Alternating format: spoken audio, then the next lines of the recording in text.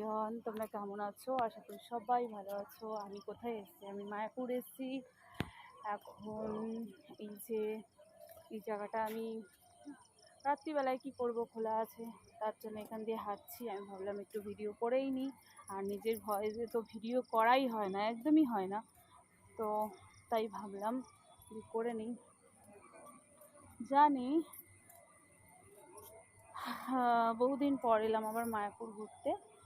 আর আজকে কপালটা হয়তো একটু ভালোই ছিল, ভোগের প্রসাদ পেলাম।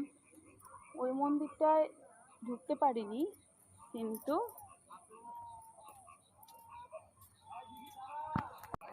ভগবান চাইলে না কেউ আটকে রাখতে পারবে না তার কাছে আসে।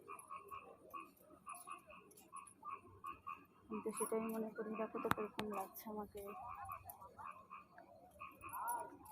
আজকে। এমন মানে মনে মনে যা ভাবছিলাম যে সন্ধ্যাবেলায় যাব, কপালে একটা এরকম পরবো, হুট করে দেখি একটা ঠাকুমা এসে আমাকে বললো। আমি বললাম পরিয়েই দাও। যখন আমি ভাবছিলাম তখন আমি মন্দিরে আসিনি, মন্দিরের আগে অনেকটা রাস্তা।